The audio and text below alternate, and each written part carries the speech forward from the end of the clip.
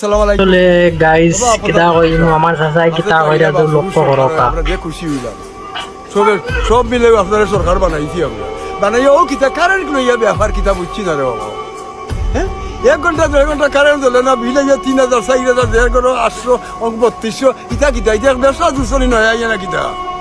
সুন্দর করে কারেন্ট দেও করে করে মানুষের পালা করি অন্যবাতি তুমি লোন করি এনে সুন্দর করে কারেন্ট মানুষ বাঁচত না নিবা মানুষ মরি দিত নি কিতা কিতা তালত দিছো না অন্য মাঝে আরো একটা তোমার মাঝে লাইন আইছে আরো একটা না কিতা আমরা বুঝছি না ব্যাপার বুঝি আর না ওটা তো আপনারা বুঝাও আমরা কারেন্ট নাই নমাজও গেলে কারেন্ট নাই মানুষের জান বাড়াইতে মানুষ মরতো নি তা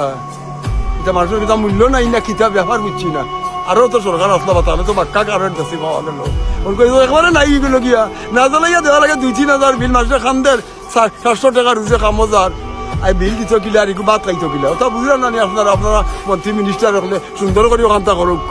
আনে বেজা লইব রে বাবা মানুষের গিয়ে তো ভাঙ্গি দিবা বাড়ি যাইয়া বাদে আপনারাও বিপদ